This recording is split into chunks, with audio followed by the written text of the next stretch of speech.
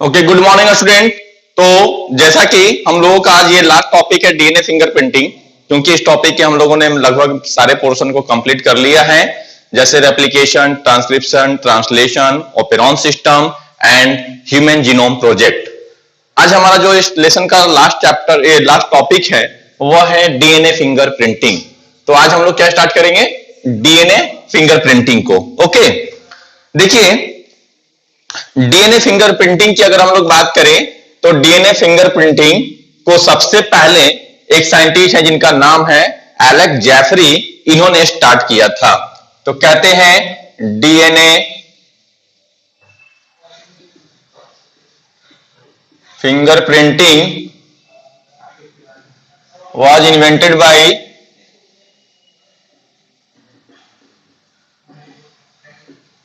Alex Jeffrey.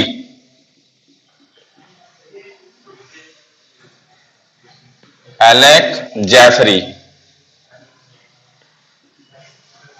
Jeffrey और कहां के थे ये? तो ये यूनाइटेड किंगडम के यानी ब्रिटेन के थे। ओके, यूके में। और इंडिया में जो ये स्टार्ट हुआ डीएनए फिंगरप्रिंटिंग का, उसके लिए दो साइंटिस्ट थे, एक थे वीके कश्यप एंड दूसरा लालजीत सिंह। हैदराबाद में सीसीएमबी है, बहुत बड़ा रिसर्च सेंटर है सीसीएमबी, ठीक है। तो ये है in India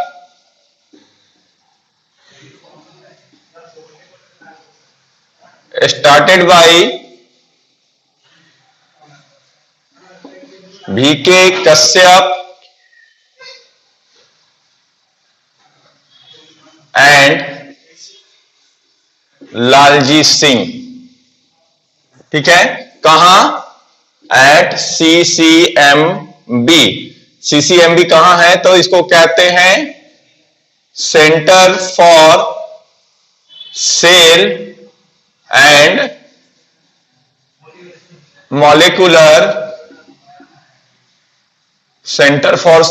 molecular biology at Hyderabad. ये हैदराबाद में है सीसीएमबी, बहुत बड़ा रिसर्च सेंटर है सीसीएमबी। ओके, तो यहां पर सबसे पहले, तो इसीलिए एलेक्स जेफरी को father of DNA fingerprinting and Laljit Singh को father of Indian DNA fingerprinting. तो इंडिया में लालजीत सिंह का बहुत बड़ा रोल है, वीके कश्यप एंड लालजीत सिंह में भी लालजीत सिंह का बड़ा रोल है। लालजीत सिंह को सभी लोग जानते हैं। ओके, अब आइए बात करते हैं डीएनए फिंगरप्रिंटिंग है क्या।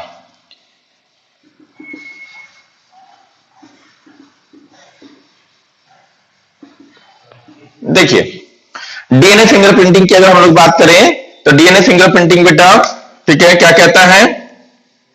It is technique used for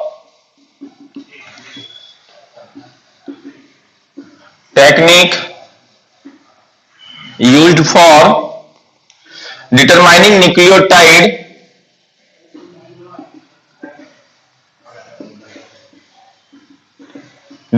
nucleotide sequences for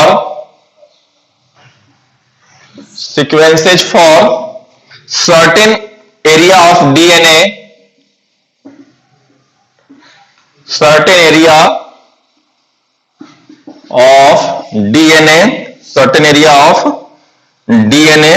which are unique to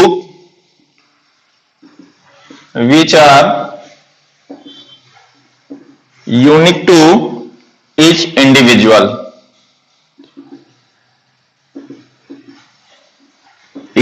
individual। उसके बाद देखिए DNA fingerprinting can distinguish DNA fingerprinting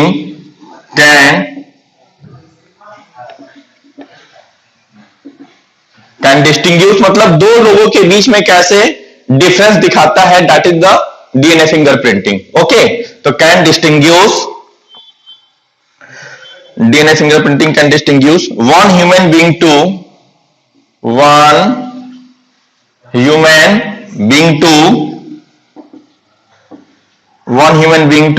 another another with exception, इसके एक्सेप्शन क्या हो सकते हैं, मोनोजाइगोटिक या डाइजाइगोटिक, दैट इज मोनोजाइगोटिक।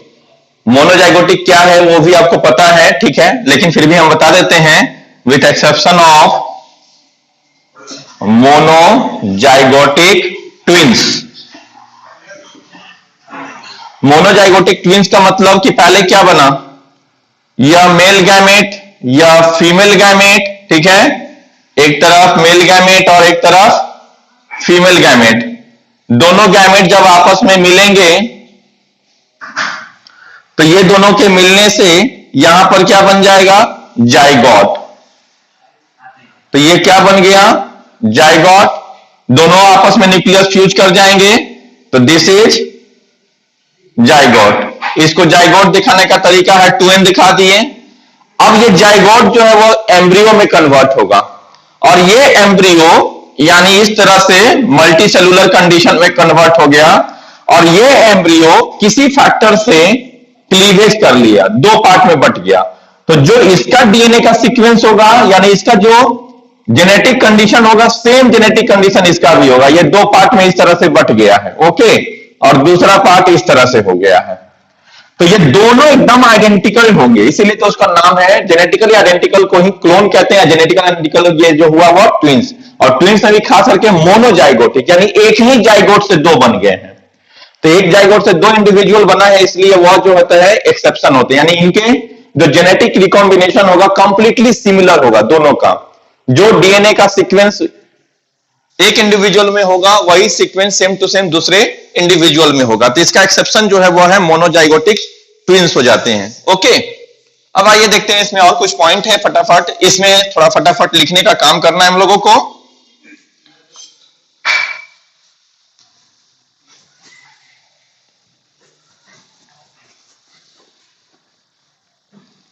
उसके बाद देखिए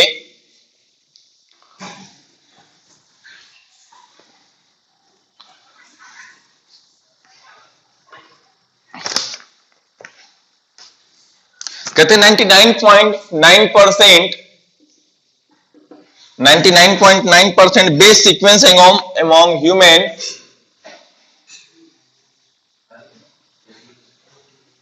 base sequence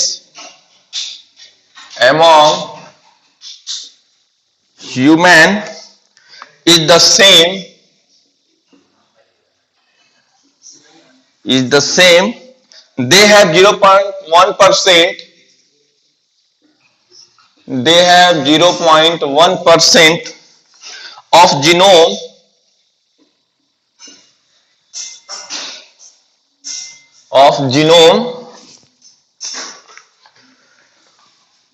or 3 into 10 to the power 6 differences in base sequence. Differences in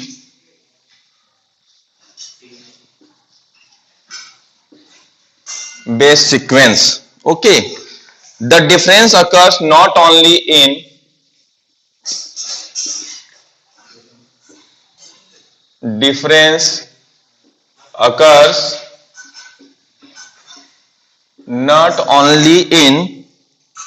gene but also in repetitive DNA. Not only in gene but also in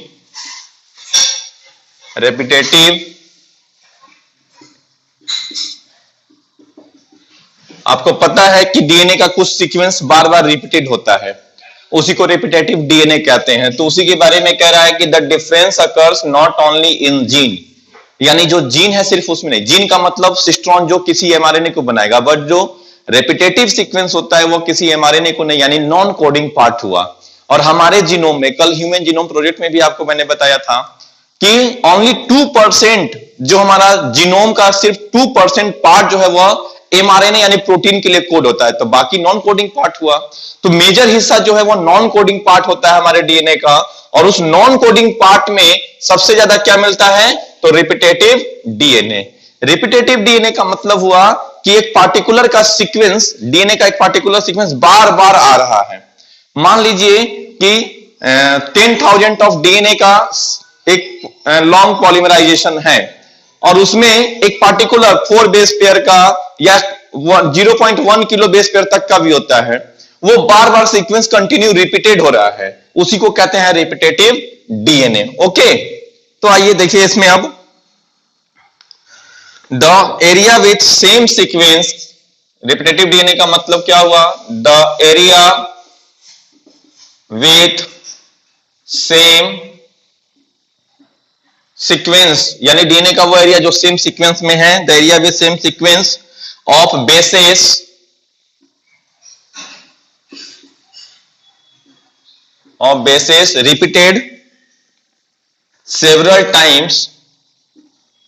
repeated several times is called repetitive DNA. Is called repetitive DNA. They can be separated as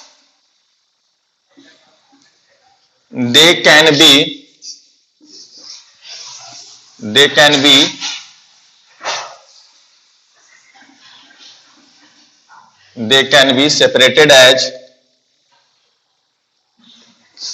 be separated as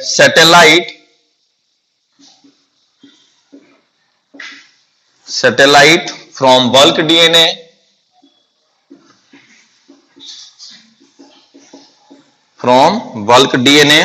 during density gradient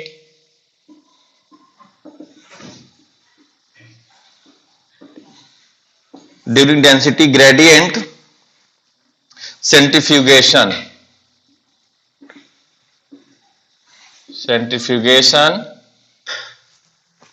hence called, इसी को क्या कहते हैं, satellite DNA, hence called satellite DNA. तो बेटा जो हमारे bulk DNA का मतलब कि डीएनए हमारा क्या है, एक बहुत बड़ा पार्ट है। अगर डिप्लॉयड सेल लेते हैं तो 6.6 इंटू 10⁹ बेस पेयर, इतने लंबे बेस पेयर के डीएनए में जो बार बार रेपिटेटिव सीक्वेंस है वो सेपरेट कैसे करते हैं हम लोग, तो उसको डेंसिटी ग्रेडियंट, यानी जब सेंट्रीफ्यूगेशन करते हैं तो उस डेंसिटी ग्रेडियंट के अकॉर्डिंग उसको सेपरेट करके निकालते हैं, ठीक है। और वही जो डीएनए वो कहलाता है सैटेलाइट डीएनए। सैटेलाइट डीएनए भी दो तरह के होते हैं, एक होता है मिनी सैटेलाइट और दूसरा होता है माइक्रो सैटेलाइट। मिनी सैटेलाइट का मतलब हुआ कि एक बड़ा सा चैन, डीएनए का एक बड़ा सा चैन बार बार रिपीट हो रहा है। और माइक्रो सैटेलाइट का मतलब हुआ कि जो एक बेस पेयर से लेके लगभग 6 बेस पेयर का सीक्वेंस बार बार रिपीट हो रहा है, तो वो माइक्रो। और 6 बेस पेयर से ऊपर वाला है तो उसको कहेंगे मिनी सैटेलाइट। मिनी सैटेलाइट को ही हम लोग कहते हैं आपको VNTR, variable number tandem repeat. पहले ये सब बात को समझना है, ठीक है। सैटेलाइट डीएनए समझ गए। सैटेलाइट डीएनए ही जो है वह मेन रूप से दो पार्ट में बांटते हैं हम लोग, ये mini satellite and micro satellite. Okay, तो सैटेलाइट डीएनए कैटेगराइज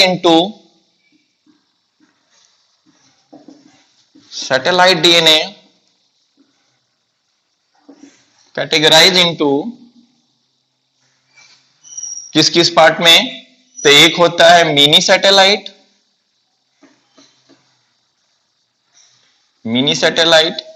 और दूसरा पार्ट होता है बेटा micro satellite, mini satellite and micro satellite. अब आइए हम लोग देखते हैं मिनी सैटेलाइट, ठीक है। तो शॉर्ट न्यूक्लियोटाइड यानी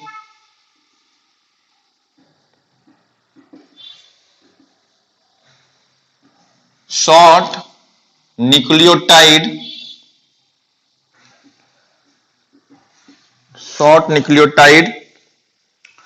repeat in the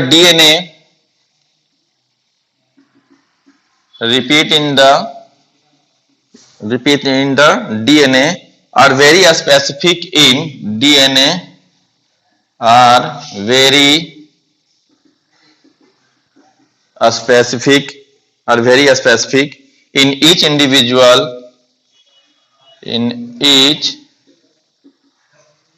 individual and vary in number and vary in number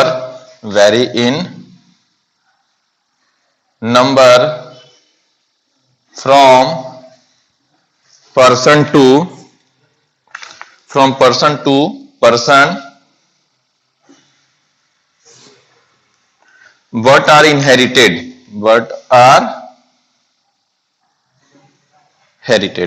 देखिए यार लास्ट का पॉइंट भी इंपॉर्टेंट समझने का है। क्या कह रहे थे हम लोग कि एक शॉर्ट चेन, एक छोटा सा डीएनए का ऐसा पार्ट जो बार बार रिपीट हो रहा है, और वो बार बार रिपीट होने के साथ साथ ही वह इनहेरिटेड भी होता है। यानी कि अगर हमारे पेरेंट में वो जो रिपीटेड सीक्वेंस है, वही रिपीटेड सीक्वेंस हमारे अंदर भी आया है। आखिर कैसे हम आइडेंटिफाई करते हैं कि ये ही हमारे पेरेंट हैं? डीएनए टेस्ट सुना होगा नाम। यही डीएनए फिंगरप्रिंटिंग का मतलब ही होता है डीएनए मैपिंग, डीएनए टेस्ट।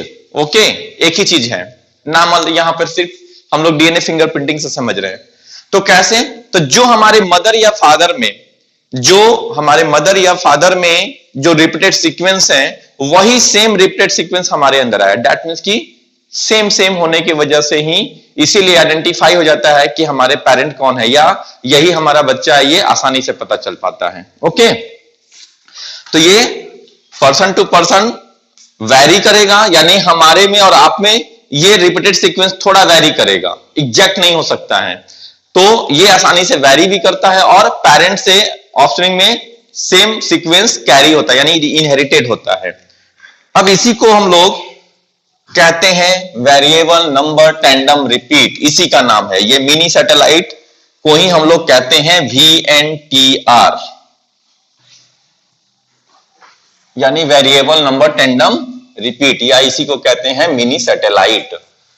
तो देखिए यही बार बार का सीक्वेंस जो रिपीटेड सीक्वेंस है,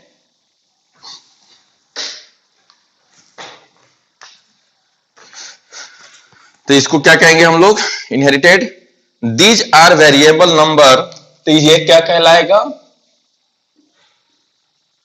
उसी के आगे कंटिन्यू है, these are variable number tandem repeat, यानी शॉर्ट में इसको बोलते हैं हम लोग VNTR, variable number tandem repeat. और यही कहलाता है मिनी सैटेलाइट। यहां पर जो डेफिनेशन दिए हम लोग मिनी सैटेलाइट का, मिनी सैटेलाइट कहिए या VNTR करिए। VNTR में हमने क्या बोला था कि आधा, हाफ VNTR मदर से आता है हमारे अंदर और हाफ VNTR फादर से आता है। ठीक है, one of half VNTR come from father and half, and other half come from mother। आधा मदर से आया और आधा फादर से आया। ओके, VNTR वेरीज फ्रॉम, ये कितना से कितने साइज का हो सकता है? तो VNTR वेरीज फ्रॉम 0.1 से ये 20 किलो बेस का हो सकता है। ओके, कितना?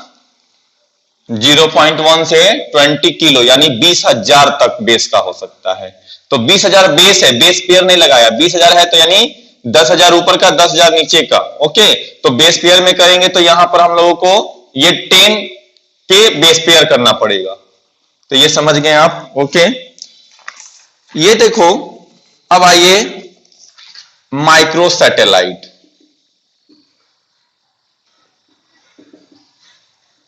माइक्रो सैटेलाइट तो शॉर्ट टैंडम, इसी को माइक्रो सैटेलाइट या short tandem repeat, short tandem repeat या माइक्रो सैटेलाइट और शॉर्ट सिंगल सीक्वेंस रिपीट, या इसी को SSRS भी बोलते हैं, यानी single sequence repeat. Single sequence, तो शॉर्ट टैंडम रिपीट या सिंगल सीक्वेंस रिपीट या माइक्रो सैटेलाइट, एक ही चीज हुआ। ओके, इसमें क्या होगा, तो इसमें 1 से 6 बेस पेयर का चेंजेज रहेगा।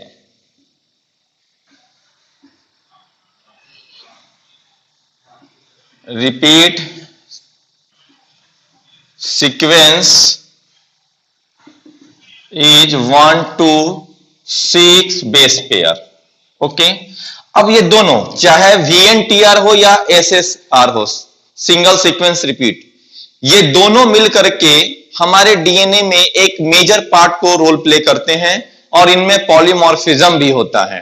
पॉलीमॉर्फिज्म का मतलब सीक्वेंस में चेंजेज। हमारे अंदर का VNTR अलग हो सकता है और आपके अंदर का VNTR अलग हो सकता है। ओके, सिंगल बेस पेयर से भी चेंजेज आ सकता है। हमारे अंदर का VNTR का सीक्वेंस और आपके VNTR के सीक्वेंस में एक बेस पेयर का भी चेंजेज अगर हो गया तो उससे डिफरेंस पता चल जाएगा। ठीक है, तो ये चीज को देखिए, तो कहते हैं VNTR ये दोनों पार्ट जो हैं ये क्या है, तो देखिए, this sequence do not code for this sequence do not code for any protein, this sequence do not code for any protein but form a large number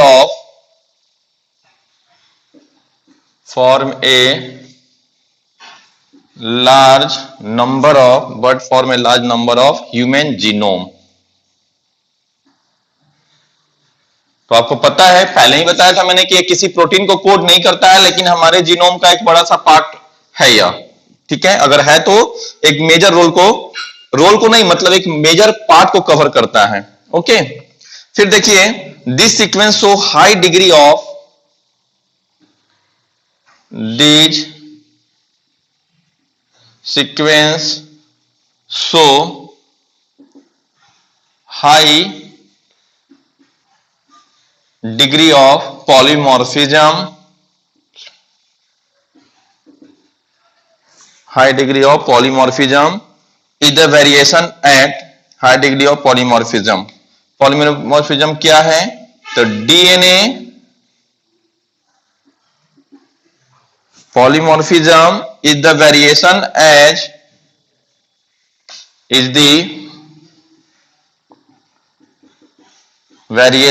at genetic level. अभी हमने क्या बोला था कि हमारे अंदर का VNTR और आपके अंदर का VNTR अलग होगा। क्यों अलग हो गया, क्योंकि पॉलीमॉर्फिज्म आया है, वहां पर चेंजेज हुआ है। तो चेंज का मतलब पॉलीमॉर्फो का मतलब अलग अलग फॉर्म में, पॉली मतलब एक से ज्यादा और मॉर्फो मतलब स्ट्रक्चर यानी जो उसका सीक्वेंस हुआ उसमें जो चेंजेज आया है। तो हमारे अंदर का VNTR आपके अंदर का VNTR में डिफरेंसेज क्यों है, तो ड्यू टू पॉलीमॉर्फिज्म। तो पॉलीमॉर्फिज्म का मतलब हुआ DNA morphism is the variation at genetic level. तो जेनेटिक लेवल में जो वेरिएशन आता है उसी को कहते हैं पॉलीमॉर्फिज्म। ओके, अब इसमें नेक्स्ट पॉइंट हम लोग देखेंगे,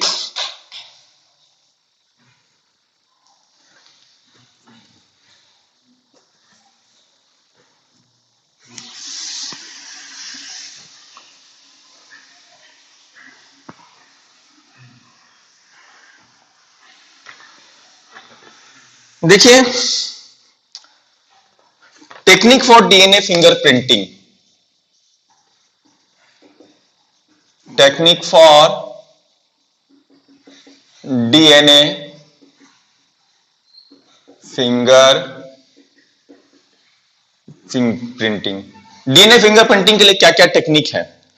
डीएनए फिंगरप्रिंटिंग के लिए सबसे पहले तो डीएनए को आइसोलेट करना पड़ेगा। आइसोलेटेड डीएनए एक बहुत लंबा चैन है, तो उसको छोटे छोटे टुकड़ों में बांटना पड़ेगा। तो बांटने के लिए एंजाइम कर लेते हैं हम लोग रेस्ट्रिक्शन इंडोन्यूक्लिएज। बायोटेक्नोलॉजी में पूरा रेस्ट्रिक्शन इंडोन्यूक्लिएज के बारे में आपको पढ़ना है। अब उस स्मॉल फ्रैगमेंट में जो बटा है, उस स्मॉल फ्रैगमेंट को हम लोग पीसीआर करेंगे, यानी पॉलीमरेज चैन रिएक्शन करेंगे। ये भी बायोटेक का टेक्निक है, वहां पे पढ़िएगा आप लोग। पीसीआर से एक छोटे से फ्रैगमेंट को हम लोग बहुत बड़ा फ्रैगमेंट तैयार कर लेते हैं, फिर उसको डबल स्टैंडर्ड डीएनए को सेपरेट करके सिंगल स्टैंडर्ड डीएनए में कन्वर्ट करते हैं, और तब उसके ऊपर रेडियो एक्टिव लेवल प्रोब लगाते हैं। कॉम्प्लीमेंट्री का रेडियो एक्टिव है तो वो आसानी से एक्सरे में दिखाई देगा, इसलिए उसको ले करते हैं। और रेडियो एक्टिव लगा करके तब उसको हम लोग क्या करते हैं, उसका एक्सरे खींच लेते हैं, यानी फिल्म निकाल लेंगे तो आसानी से दिखाई पड़ेगा। तो जो भी क्राइम साइट है, यानी जो सस्पेक्टेड है, उसका हम लोग डीएनए फिंगरप्रिंटिंग करेंगे, और जिस पे शक है उसका डीएनए फिंगरप्रिंटिंग करेंगे, जिससे हमें पता चल जाता है कि दोनों सेम है या डिफरेंस है। अगर सिमिलर आया मतलब क्राइम इसने किया है, अगर सेम नहीं आया मतलब कि ये क्राइम पे नहीं था, ये तो तय हो जाता है। तो इसीलिए इस टेक्निक को बहुत ज्यादा अप्लाइड किया जाता है। ठीक है, तो देखिए क्या क्या इसमें करते हैं। सबसे फर्स्ट काम क्या है, तो जो डीएनए है आइसोलेटेड करते हैं हम लोग, डीएनए आइसोलेटेड फ्रॉम, अगर वहां पे क्या है ब्लड गिरा हुआ है तो उस गिरे हुए ब्लड को कलेक्ट सैंपल करके के उसमें से न्यूक्लियाई यानी न्यूक्लियस को निकालते हैं, मतलब डीएनए को लेते हैं। तो ब्लड में से आरबीसी से भी ले सकते थे, डब्ल्यूबीसी को ही क्यों लिए, ये क्वेश्चन आप सोच के बताएंगे आप। तो डीएनए आइसोलेटेड फ्रॉम डब्ल्यूबीसी, या तो डब्ल्यूबीसी से निकालते हैं, या उसके साथ साथ स्पर्मेटोजोआ, स्पर्मेटोजोआ, और या फिर कहां से, या जो अगर हेयर वगैरह है या कोई दूसरा सस्पेक्टेड टिश्यू मिला है तो उससे। ओके, नेक्स्ट पार्ट देखिए यहां पर, उसके बाद में the DNA molecule are first broken, DNA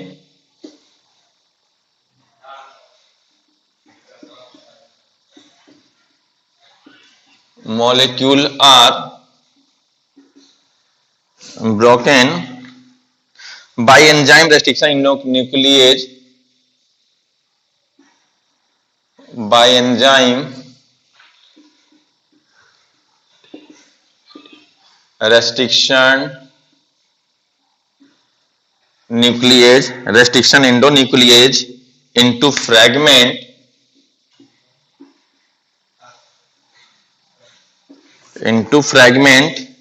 in which contain fragment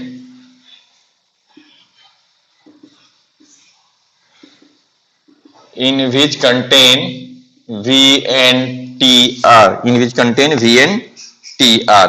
okay, फिर थर्ड स्टेप्स में देखिए क्या किए, यानी जो डीएनए आया था उसको रेस्ट्रिक्शन न्यूक्लियस से काट करके छोटे छोटे पीस में कर दिए into a small fragment. Fragment are separated, अब जो फ्रैगमेंट है, फ्रैगमेंट आर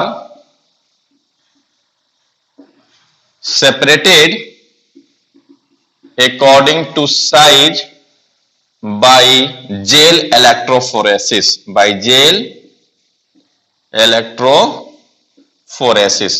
जेल इलेक्ट्रोफोरेसिस एक टेक्निक है, डीएनए का जितना बड़ा साइज होगा, बड़ा डीएनए छोटा डीएनए जो जो टुकड़े में बटा है वो सब आपस में सेपरेट हो जाएंगे, बड़ा एक तरफ छोटा एक तरफ, अपने साइज के अकॉर्डिंग सब फ्रैगमेंट आपस में सेपरेट सेपरेट हो जाते हैं।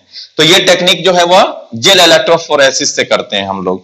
ओके, फिर आइए फिफ्थ में हम लोग फिर नेक्स्ट क्या करते हैं, separated VNTR are multiplied through,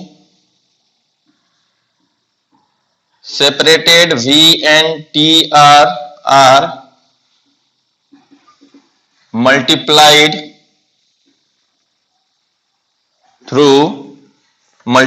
through PCR।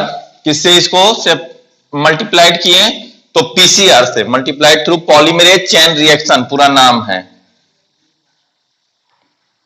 Polymerase chain reaction, उसको बोलते हैं पीसीआर। ठीक है, तो multiplied through PCR, they are treated with alkaline chemical, और इसी को हम लोग ट्रीट करते हैं, they are treated with alkaline they are treated with alkaline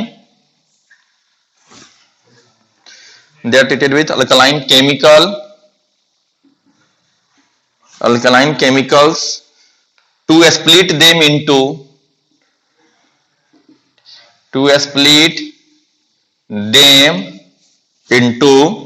single stranded DNA into single stranded DNA. Okay, single stranded DNA. अब उसके बाद में फिर सिंगल स्ट्रैंडेड डीएनए ट्रांसफर इनटू ए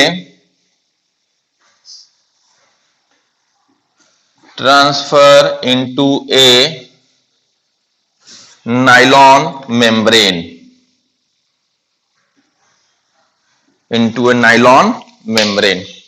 उसको कहां ट्रांसफर करेंगे हम लोग? तो नाइलॉन मेम्ब्रेन पे ट्रांसफर करेंगे.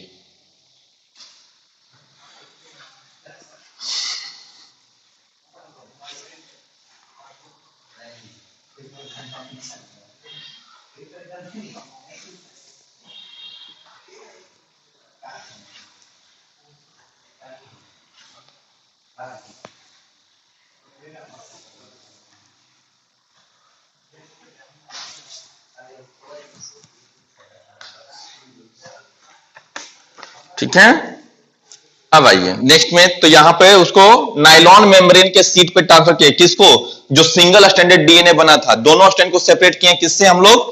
तो अल्कलाइन केमिकल से. कोई भी अल्कलाइन केमिकल डालेंगे. क्यों? क्योंकि डीएनए स्लाइटली एसिडिक होता है और उसके ऊपर अल्कलाइन केमिकल डाल के उसको सिंगल स्ट्रैंडेड बना लेते हैं. इसमें बहुत ज्यादा फंसने की जरूरत नहीं है कि कैसे बनाते हैं, बस समझिए कि अल्कलाइन केमिकल डाल करके सिंगल स्ट्रैंडेड बना लिया हमने. और सिंगल स्ट्रैंडेड डीएनए को सपोर्ट करने के लिए, क्योंकि वो स्टेबल नहीं होगा, तो उसको सपोर्ट करने के लिए नाइलॉन मेम्ब्रेन लगा देते हैं ताकि उसको सपोर्ट मिल जाए, नहीं तो वो टूट जाएगा. ठीक है, तो सपोर्ट के लिए नाइलॉन मेम्ब्रेन डाल दिया हम लोगों ने. अब रेडियो एक्टिव डीएनए प्रोब का यूज करते हैं. नेक्स्ट हम लोग radio active DNA probe having repeated base sequence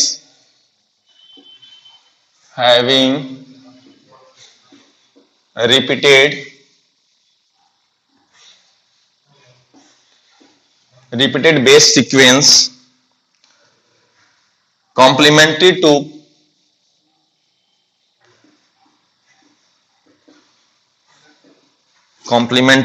possible VNTR,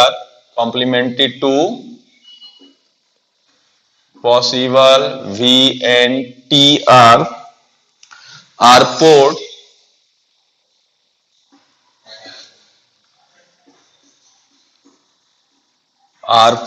यानी पोर्ड का मतलब उसमें डाल दिया हम लोगों ने. Are poured over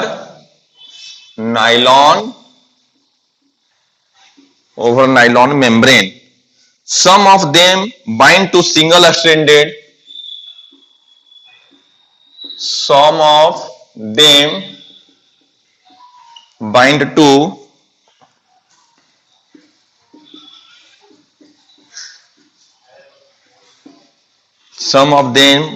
single stranded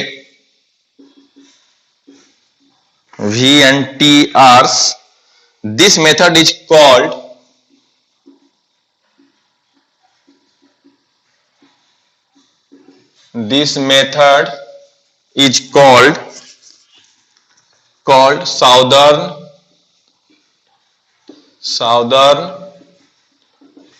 southern blotting. यानी, और इसको किसने किया था? उन साइंटिस्ट का नाम था E.M. Southern.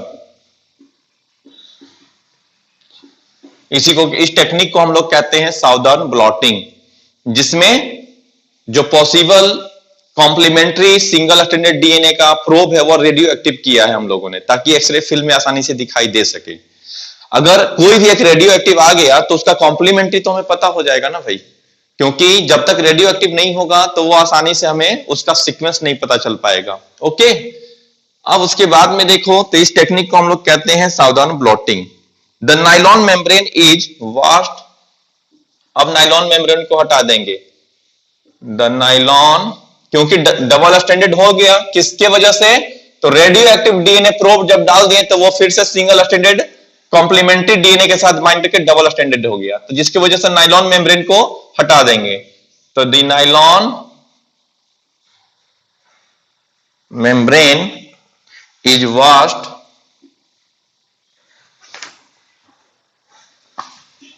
to remove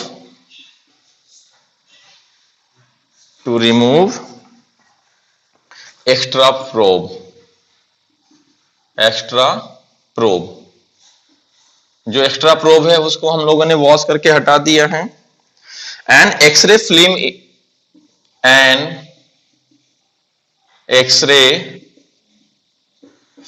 is exposed, numbering आप लोग देख लीजिएगा कौन सा है, आई थिंक ये 7, ये 8, ये 9 हो जाएगा। And X-ray film is expose to mark the place,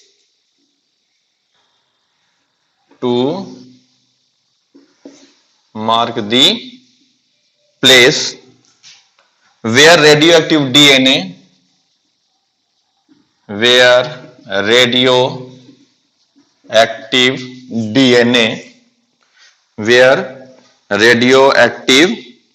DNA probe have bound, DNA probe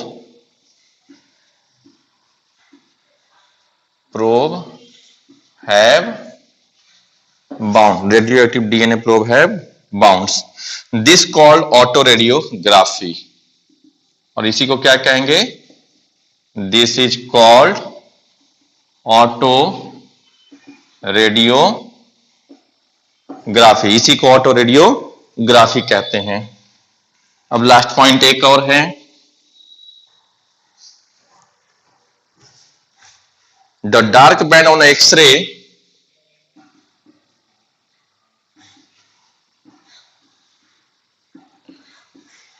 the dark band on X-ray represent the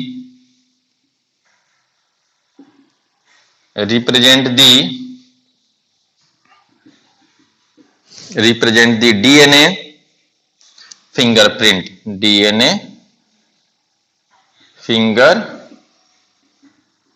okay, represent DNA fingerprint. तो जो डार्क बैंड है वही रिप्रेजेंट करता है क्या है, तो डीएनए फिंगरप्रिंट को रिप्रेजेंट करता है। अब यहां तक डीएनए फिंगरप्रिंट हो गया, तो आखिर इसका यूज क्यों करते हैं हम लोग, ये समझने की बात है। इसका आखिर यूज क्या, एप्लीकेशन क्या है, क्यों करते हैं इसका यूज, ओके। तो इसके एप्लीकेशन जो है वो ये पता करने में है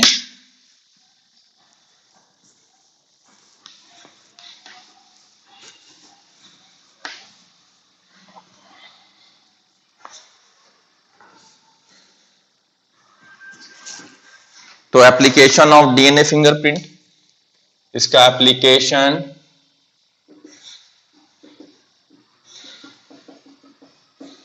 डीएनए टेस्ट भी इसी को बोलते हैं हम लोग, डीएनए टेस्ट या डीएनए फिंगरप्रिंट, ओके। तो इसका हम लोग पहला एप्लीकेशन क्या है, पैटर्निटी एंड मैटरनिटी पता करने में हम लोग इसका करते हैं।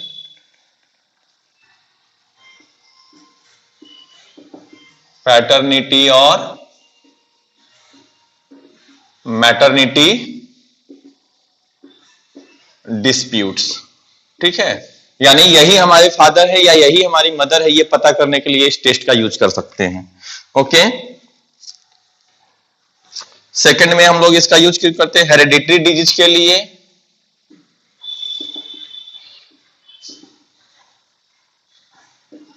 और फिर फोरेंसिक में। फोरेंसिक का मतलब वही जो सस्पेक्टेड पर्सन है, क्राइम सीन पे वो था कि नहीं था, या क्राइम उसने किया है कि नहीं किया, ये फाइंड आउट करने के लिए। तो यहां तक में ये, अब इसको हम आपको डायग्रामेटिकली रिप्रेजेंट करके बताएंगे कि आखिर ये काम पूरा होता कैसे है।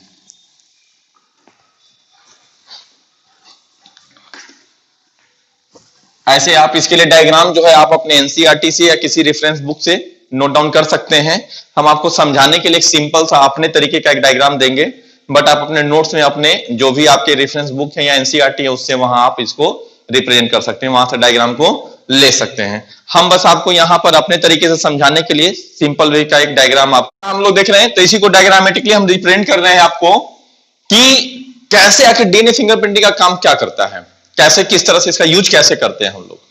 मान लो कि कहीं पे कोई क्राइम सीन है, कहीं पे कोई क्राइम हुआ है, ओके, क्राइम सीन है, ठीक है, क्राइम सीन, क्राइम प्लेस है, ओके, और इधर जो सस्पेक्टेड पर्सन है,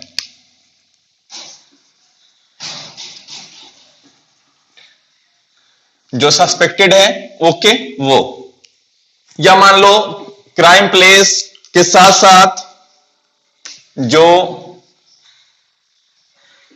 चाइल्ड है और इधर सस्पेक्टेड में कोई पेरेंट है।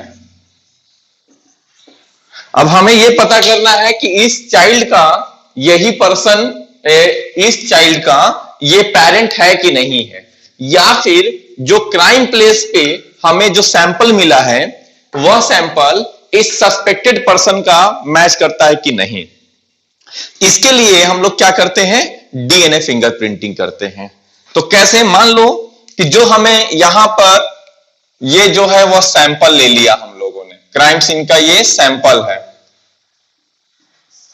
अब इस सैंपल से हम लोगों ने क्या किया, डीएनए को आइसोलेट कर लिया है। पहला काम क्या है, आइसोलेशन ऑफ डीएनए। इधर भी क्या करेंगे, इसका भी सैंपल लेंगे हम लोग। तो जो पेरेंट है या जो सस्पेक्टेड पर्सन है उसका भी हम लोग क्या लेंगे, सैंपल ले लेंगे, ओके। इसको और थोड़ा छोटा कर लेते हैं, इससे भी हम लोग ये सैंपल, और सैंपल लेकर के क्या, डीएनए का आइसोलेशन, यानी आइसोलेशन ऑफ डीएनए। पहला काम क्या किया हम लोगों ने, डीएनए का आइसोलेशन कर लिया। आइसोलेशन के बाद में सेकेंड वर्क क्या करेंगे हम लोग, तो डीएनए का फ्रेगमेंट बहुत बड़ा है तो उसके फ्रेगमेंट को हम लोग कट करेंगे,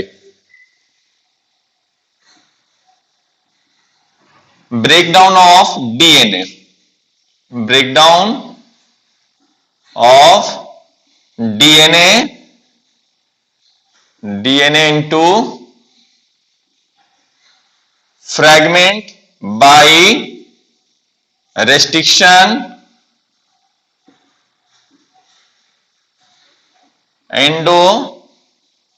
endonuclease enzyme.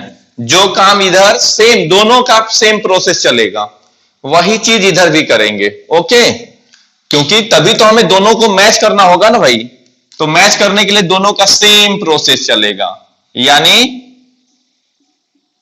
Breakdown of DNA by restriction endonuclease enzyme, ठीक है। अब उसके बाद में जब अब जो फ्रेगमेंट आया है हमें, जो स्मॉल फ्रेगमेंट, ये दूसरा वर्क हो गया। तो डीएनए का ये फ्रेगमेंट हो गया, ये स्मॉल फ्रेगमेंट हो गया। यहां पर भी ये डीएनए के क्या होंगे, ये छोटे छोटे फ्रेगमेंट हो जाएंगे। किसकी वजह से, रेस्ट्रिक्शन एंडोन्यूक्लियाइज के एक्शन की वजह से। अब इस फ्रेगमेंट को हम लोग क्या करेंगे, पॉलीमराइजेशन कराएंगे, ओके। कैसे, तो पीसीआर से,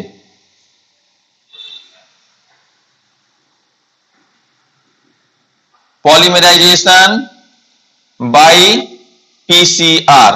अब देखो जो डीएनए का सीक्वेंस है इसके ऊपर, यहां पर आपको हम दिखा देते हैं, ओके।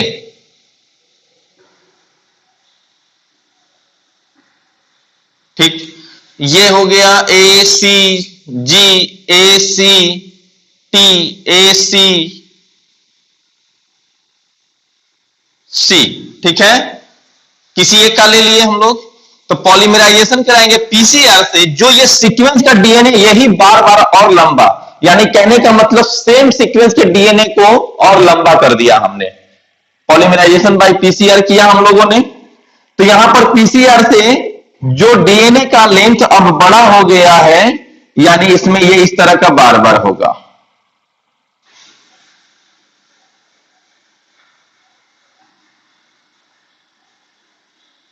देखिए क्या क्या था, ए C G, A C T, A C सी,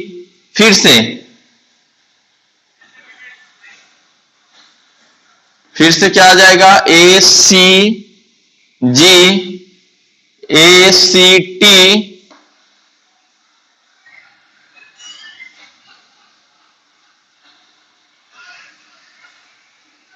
फिर से ए सी सी, हो गया ना। यही दो बार रिपीट, यानी मिलियन टाइम्स यही सीक्वेंस रिपीट हो जाएगा, उसी को कहते हैं पॉलीमरेज चेन रिएक्शन यानी पीसीआर। अब इसमें एक चीज नोटिस करो कि यहां पर क्या है, एक सीक्वेंस रिपीट हो रहा है, एसी एसी बार बार रिपीट हो रहा है, यानी ये क्या हो गया, रिपीटेड डीएनए, ये रिपीटेड डीएनए है। ओके, ये एसी एसी बार बार रिपीट हो रहा है, तो ये रिपीटेड डीएनए है। ये सीक्वेंस ऐसा जरूरी नहीं है कि एकदम एक ही बेस पेयर के बाद में हो सकता है कि मिलियन 1000 बेस पेयर के बाद में फिर से एसी आए, लेकिन ये एसी बार बार आया है, मतलब यही जो हुआ वह क्या हुआ, रिपीटेड डीएनए हुआ। तो यहां पर भी वही चीज होगा, क्योंकि अगर ये और ये मैच करना है तो सेम प्रोसेस इसमें भी, यानी पॉलीमराइजेशन, पॉलीमराइजेशन बाय पीसीआर। तो यहां भी अगर देख लेते हैं हम लोग, ए C G, A C T, A C T, A C C, A C सी, तो पॉलीमराइजेशन करेंगे,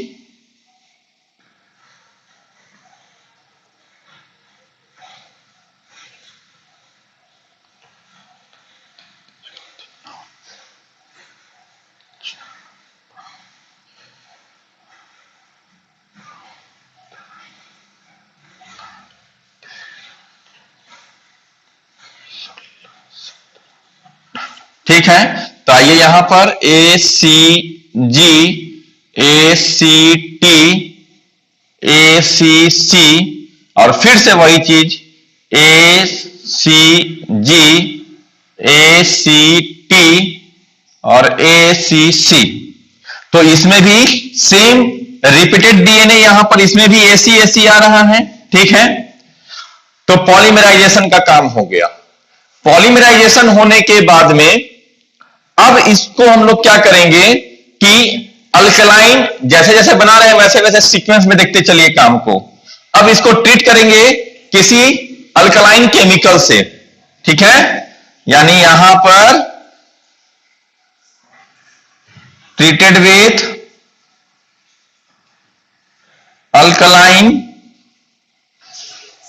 केमिकल, क्यों, क्योंकि यह डीएनए सिंगल स्टैंडर्ड हो जाएगा। अगर ये इधर का हमको पता है तो इसका कॉम्प्लीमेंट्री तो पता ही होगा ना भाई, ये क्या रहेगा कॉम्प्लीमेंट्री, टी जी सी, उधर टी जी ए, जो भी कॉम्प्लीमेंट्री होगा आप समझ लो, इतना तो समझ चुके हो आप। तो दोनों को ट्रीट करेंगे किससे, तो ट्रीटेड विथ अल्कलाइन केमिकल।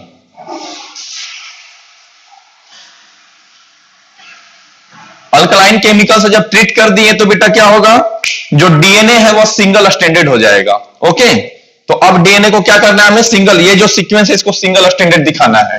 तो चलिए उसके आगे एरो दे करके हम लोग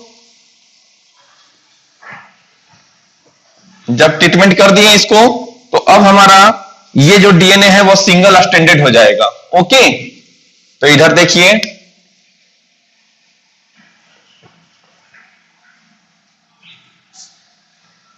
ओ सॉरी, ये सिंगल स्टैंडर्ड है तो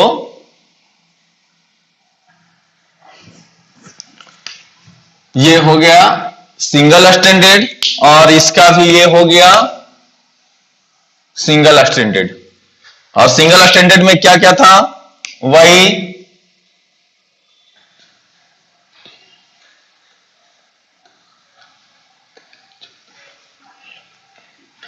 ठीक है, क्या क्या है, ACG ACT ACG ACT ACC ACC ACG ACG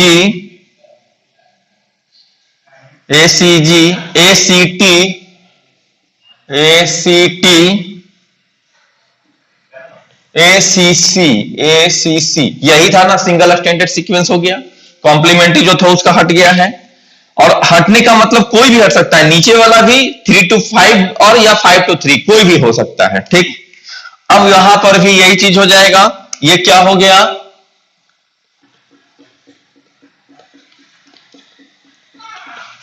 यानी यहां पर ACG ACT ACG ACT ACC ACC, ठीक है, ACC ACG ACT ACC, फिर से ACG,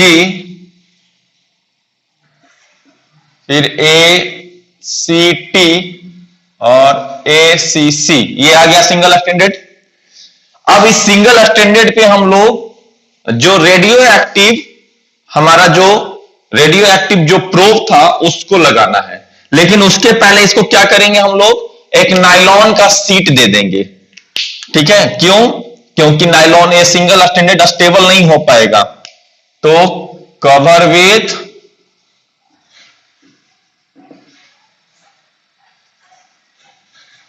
nylon seat, nylon membrane, ये नायलॉन का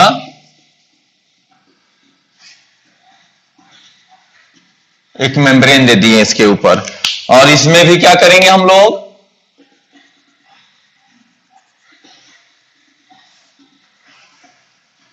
ये नायलॉन का मेम्ब्रेन लगा दिया ताकि उसको स्ट्रेंथ मिल जाए। ओके, अब इसके बाद में, यानी ये नायलॉन का मेम्ब्रेन है, ये कवर हो गया है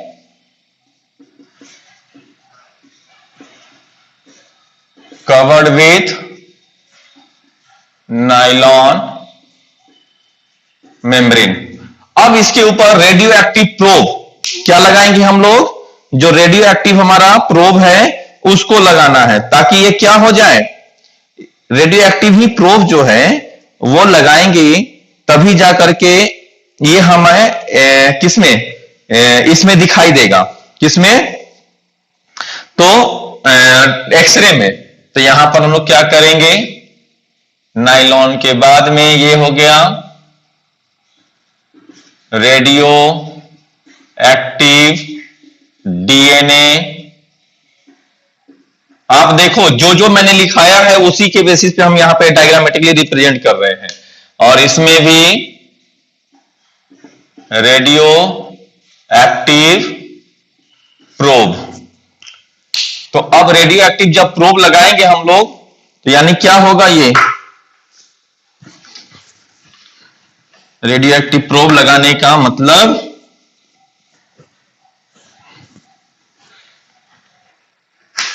रेडियो एक्टिव प्रोब यानी उसको डबल स्टैंडर्ड बनाना। ओके, रेडियो एक्टिव प्रोब का मतलब डबल स्टैंडर्ड कैसे, तो ये देखो, ये सिंगल स्टैंडर्ड,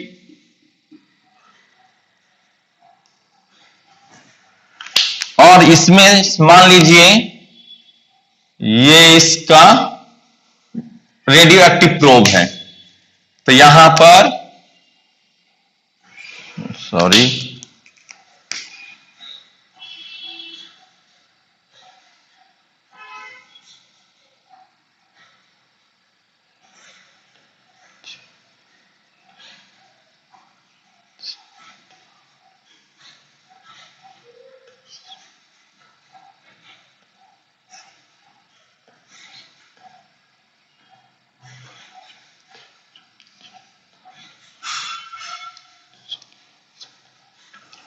ठीक, अब इसका सीक्वेंस दे दीजिए, ACG ACT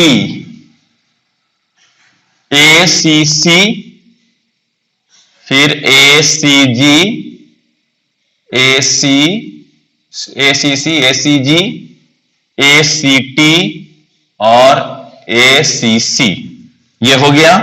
अब रेडियो एक्टिव प्रोब जो आएगा वो अलग होगा इससे, ये अलग कलर का दिखाई देगा, यानी कि आसानी से रेडियो एक्टिवली है एक्सरे फिल्म पे दिखाई देगा। तो ये हो गया इसका कॉम्प्लीमेंट्री डीएनए, यानी कॉम्प्लीमेंट्री पार्ट,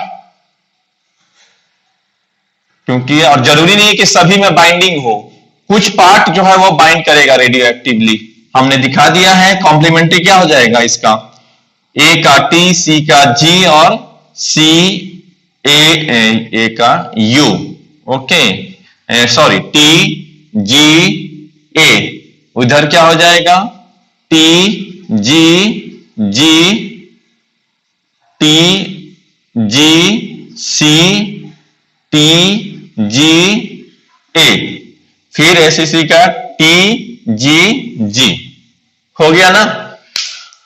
अब इसका क्या करेंगे, तो इसी को हम लोग कहते हैं this is called southern blotting.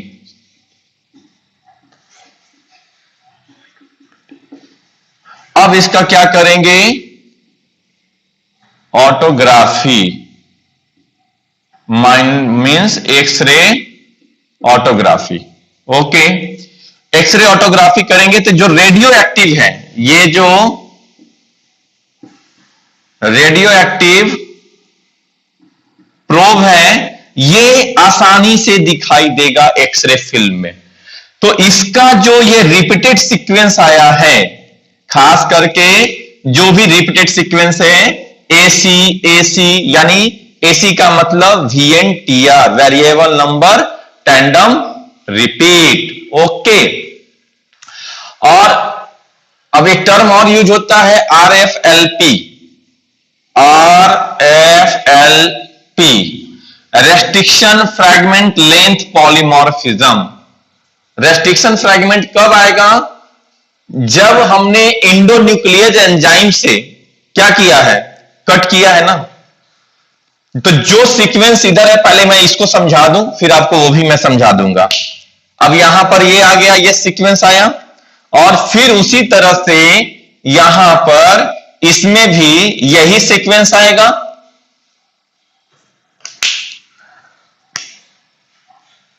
आ गया ये यहां पर। अब यहां पर देखिए,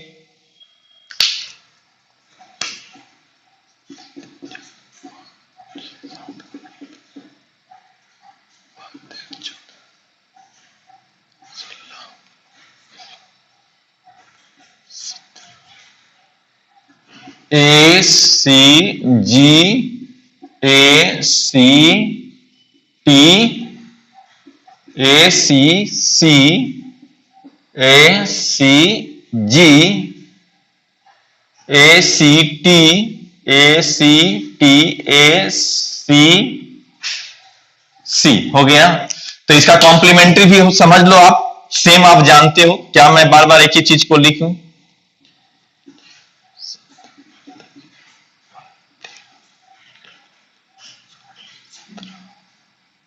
ठीक है।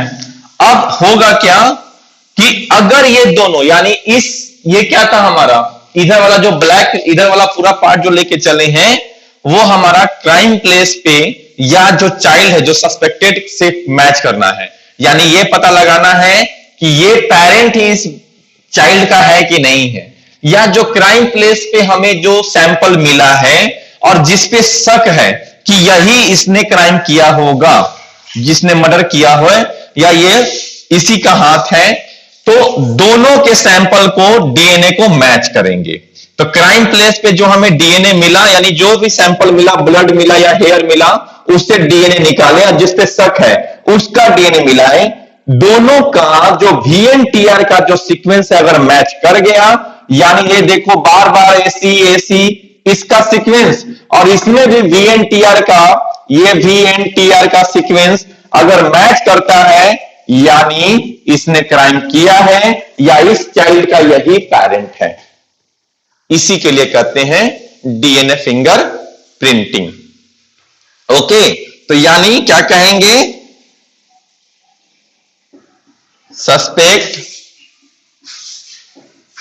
सस्पेक्ट इज मैच,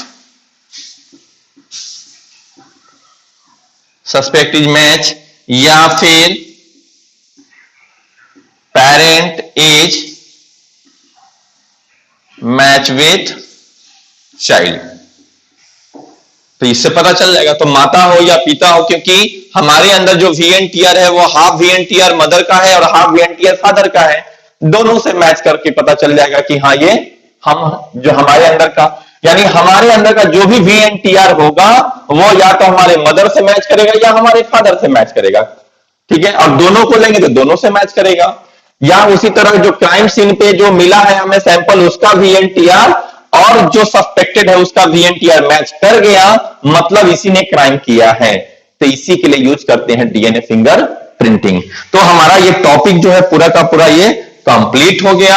और अब एक टर्म जो है वह यूज होता है RFLP, restriction length, restriction fragment length polymorphism. तो ये भी टर्म का मतलब समझ लो क्या है, RFLP, restriction length, restriction fragment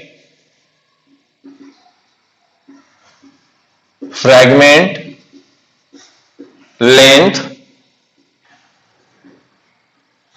polymorphism, ठीक है। तो रेस्ट्रिक्शन फ्रैगमेंट यानी कि जब रेस्ट्रिक्शन का मतलब रेस्ट्रिक्शन एंडोन्यूक्लियस एंजाइम से कट करने के बाद जो फ्रैगमेंट बना और उस फ्रैगमेंट में जो पॉलीमॉर्फिज्म दिखा रहा है, दैट इज कॉल्ड RFLP। तो रेस्ट्रिक्शन का मतलब रेस्ट्रिक्शन एंजाइम, फ्रैगमेंट का मतलब जो DNA का कटा हुआ DNA का जो फ्रैगमेंट है, यानी DNA का फ्रैगमेंट का लेंथ और उसमें क्या हो गया, पॉलीमॉर्फिज्म, तो उसी को कहते हैं RFLP। जो हम लोग DNA फिंगरप्रिंटिंग में रेस्ट्रिक्शन एंजाइम से कट करने के बाद जो अलग अलग लेंथ के क्या मिल रहे थे, हमें VNTR मिल रहा था। कोई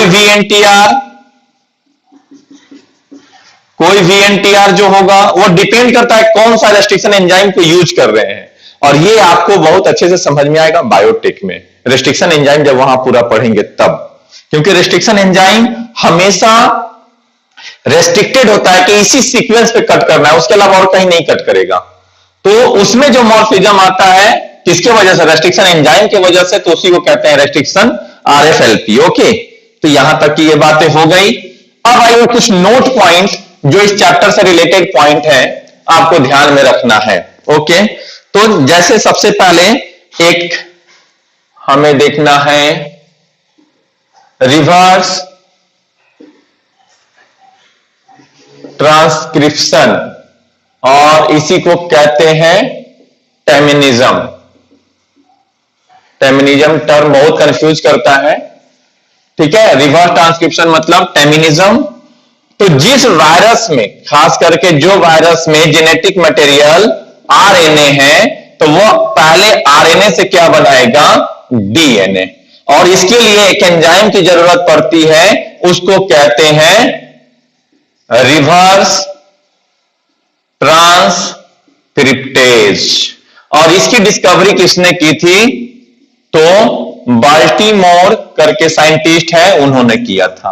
तो इसी को कहते हैं रिवर्स ट्रांसक्रिप्शन, इस प्रोसेस को, जिसमें रिवर्स ट्रांसक्रिप्टेज जनरली क्या होता है आपको हम बताएं, DNA से RNA बनता है, तो इसको क्या बोलेंगे हम लोग, transcription, that is transcription. But जब RNA से DNA बने तो उसको कहते हैं हम लोग रिवर्स ट्रांसक्रिप्शन। तो यहां पर वर्ड क्या हो जाएगा, this is reverse transcription. Okay, और इसी को दूसरा नाम है टेमिनिज्म, उसी का दूसरा नाम है टेमिनिज्म। ओके, अब केमिकल कंपोजिशन ऑफ क्रोमोसोम, ये क्वेश्चन भी मैंने पूछा था, chemical composition of chromosome. Chromosome का केमिकल कंपोजिशन की अगर हम लोग बात करें तो 40% DNA, ओके, उसके बाद लगभग 50% जो होता है वो क्या है, 50% हिस्टोन प्रोटीन। उसके बाद 8.5% यहां पर क्या हो जाएगा, 8.5%, तो वो एसिडिक प्रोटीन यानी नॉन हिस्टोन प्रोटीन भी जिसे आप कह सकते हैं एसिडिक प्रोटीन। दिस इज, इसमें थोड़ा सा आप लिख सकते हैं नॉन हिस्टीन क्रोमोजोमल प्रोटीन, ठीक है, NHC प्रोटीन। थोड़ा और इसको ऐसे कर देता हूं, रुक जाओ, NHC प्रोटीन कितना, 8.5%। अब तो इसमें 8.5% यहां तक हम लोग देख लेते हैं। ये लिपिड, सॉरी पहले mRNA, तो mRNA कितना होगा, mRNA इसमें 1.5% होगा, तो 1.5% mRNA नहीं मतलब RNA, ओके। और फिर साथ ही साथ इसमें calcium ion plus magnesium ion और Fe+2 आयन, ये कितना होते हैं, तो ट्रेस अमाउंट में होता है। साथ ही साथ इसमें थोड़ा सा लिपिड भी होगा, वो भी कितना, तो ट्रेस अमाउंट में। तो लिपिड, आयन, RNA, NHC और हिस्टोन प्रोटीन और DNA, this is the chemical composition of chromosome. अभी तक हम लोग समझ रहे थे कि क्रोमोजोम में सिर्फ DNA और प्रोटीन ही होता है, ओके, बट नॉट कि DNA में सिर्फ प्रोटीन और क्रोमोजोम, DNA एंड प्रोटीन होते हैं। Apart from DNA and protein, lipid, element like ions and other RNA, okay. अब आइए कुछ हम लोग देखते हैं कुछ एंटीबायोटिक्स जो उसके ट्रांसक्रिप्शन या ट्रांसलेशनल प्रोसेस को इनहिबिट करते हैं, जैसे टेट्रासाइक्लिन। टेट्रासाइक्लिन क्या करता है, inhibit binding of,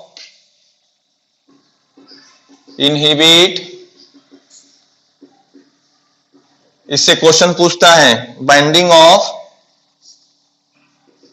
amino acyl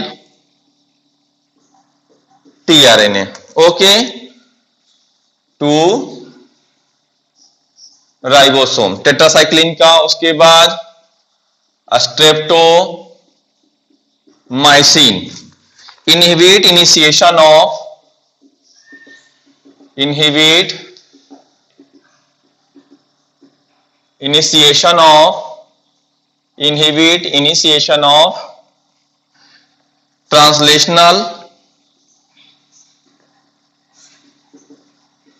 translation and cause misleading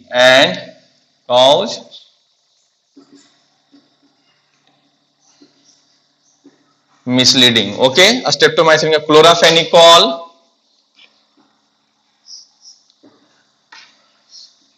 क्लोराफेनिकॉल inhibit peptidyl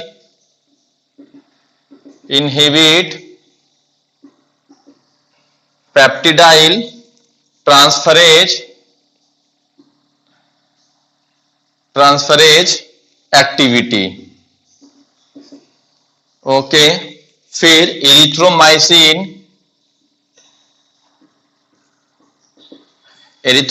में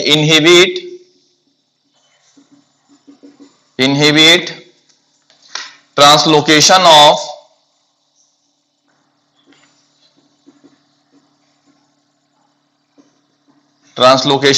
mRNA, सॉरी एरिथ्रोमाइसिन, हाँ, along ribosome,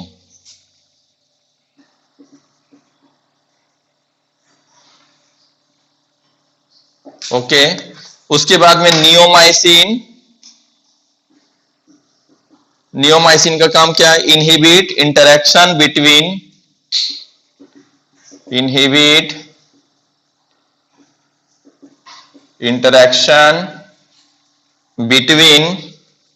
tRNA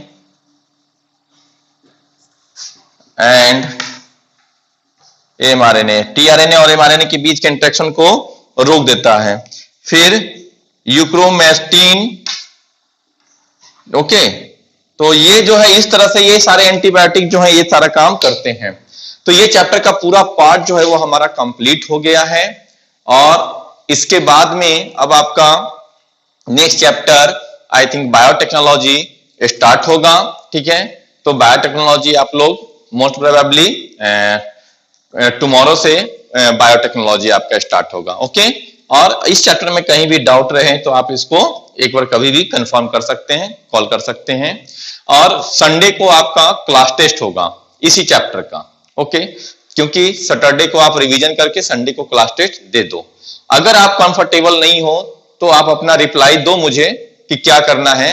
if you are agree comfortable, क्योंकि उस समय शायद आपका फेस्टिवल भी स्टार्ट है, सबका फेस्टिवल स्टार्ट है, तो अगर आप कंफर्टेबल नहीं हो तो यू कैन कॉल मी, या आप मुझे बताओ कि क्या करना है, then I will consider. Okay, तो पहले आप देख लो, चैप्टर का रिवीजन कर लो, देन आप इन्फॉर्म करो मुझे। Okay, thank you.